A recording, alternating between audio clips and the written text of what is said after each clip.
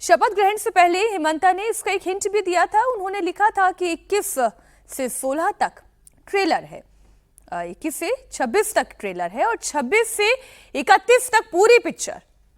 Hemanta cabinet ने UCC bill के जिस ड्राफ्ट को मंजूरी दी है उसके मुताबिक शादी, तलाक, लिव इन रिलेशनशिप और तलाक के नियम सबके लिए एक जैसे होंगे। शादी का रजिस्ट्रेशन कराना जरूरी होगा।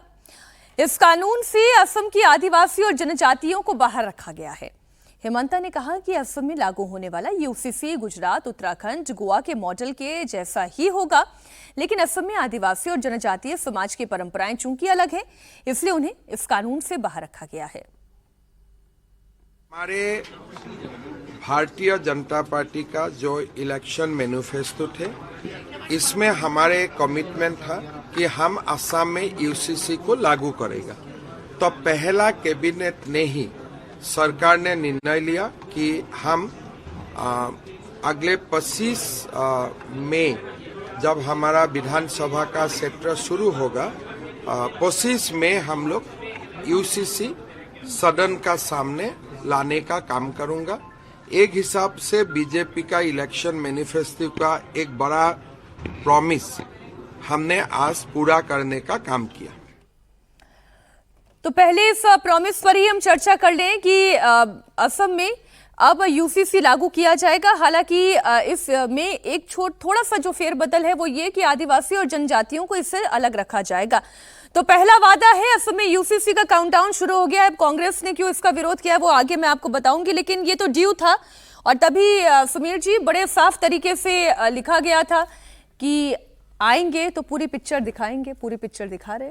निश्चित रूप से यह तय था कि हेमंता की जो पहले कैबिनेट की बैठक होगी उसमें यूसीसी का डिसीजन होगा और मुझे लगता है कि बहुत अच्छा फैसला है जो मैनिफेस्टो में था, जो भारतीय जनता पार्टी ने जब चुनाव के दौरान अपना संकल्प पत्र जारी किया था उसमें कहा था कि सरकार में आते ही यूसीसी को लागू करेंगे।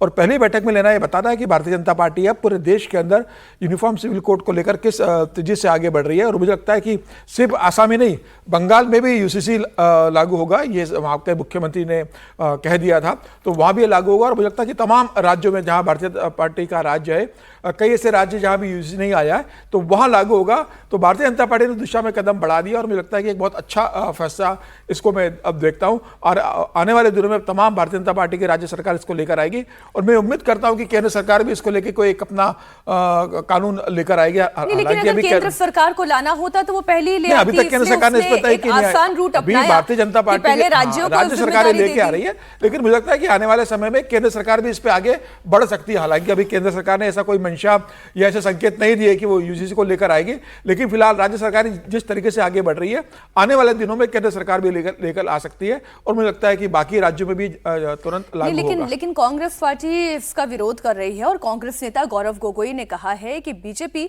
यूसीसी का दुरुपयोग करना चाहती है और इसके जरिए विभाजन की राजनीति करना चाहती है। भाजपा इक्वालिटी में विश्वास नहीं करती तो भाजपा समाज में जो बंटवारे और विभाजन की राजनीति करती है, उस नजरिए से एक प्रकार का संविधान में उल्लेखित यूसीसी का दुरुपयोग करना चाहती है। और जहां जहां उन्होंने यूसीसी की बात की है, शुरुआत में तो वो कहते हैं कि जनजाति के लोग, अनुसूचित जनजाति के लोग यूनिफॉर्म सिविल कोड से बाहर रखेंगे, लेकिन वास्तविक में ये मंशा उनकी नहीं है। अब दो ही बातें हो सकती हैं। मंशा है इसलिए ये बात कही गई है कि आदिवासी और जनजाति को बाहर रखा जाएगा, पहली बात ये। और जो गौरव गोगोई कह रहे हैं रागी जी कि ये मुसलमानों के साथ भेदभाव करना चाहते हैं। देखिए, यूसीसी तो संविधान के प्रावधान के अनुसार है भाई। Directive principles of state policy में आर्टिकल 44 में तो यूसीसी का प्रावधान है और 7 बार कम से कम देश की सुप्रीम कोर्ट और हाई कोर्ट्स मिला करके कम से कम 7 बार कहा है कि देश को यूनिफॉर्म सिविल कोड की तरफ ले जाना चाहिए। कांग्रेस पार्टी में ये ताकत नहीं थी, कांग्रेस पार्टी ने ऐसा नहीं किया क्योंकि उनको लगता था कि मुसलमानों का विरोध होता है और मुसलमान का विरोध से उसमें पॉलीगैमी भी आ जाता है, तो उसमें मैरिज प्रॉपर्टी ट्रांसफर, है ना, एडॉप्ट, ये जो सक्सेशन, ये सब सारे इससे संबंधित प्रावधान होते। इसमें तो कोई दिक्कत ही नहीं होनी चाहिए। यदि देश का मुसलमान क्रिमिनल लॉ एक मान सकता है तो सिविल लॉ एक मानने में तो कोई दिक्कत है नहीं। और कभी भी ना तो पूजा पद्धति में इसके अनुसार से जानबूझ के कहा जाता है अरे मुसलमानों के पूजा पद्धति में, इसमें पूजा पद्धति कहीं आती ही नहीं है। आप कैसे शादी कर रहे हैं, कैसे ब्याह कर रहे हैं, इसमें ये इसके प्रोसीडियर और उसकी तरीका है, इसमें भी कोई हस्तक्षेप नहीं है। तो ये सब, चूंकि कांग्रेस पार्टी मुसलमानों से डरती थी, उसको लगता था कि जैसे ही हम काम शुरू करेंगे मुसलमान हमारे खिलाफ हो जाएंगे, हमारी राजनीति खत्म हो जाएगी, तो उन्होंने नहीं किया। अब मुसलमानों की जनसंख्या इतनी ज़्यादा हो गई है देश में, 17%, 18% हो गई है। पहले 9.4% थी, उस समय ये आसान काम था।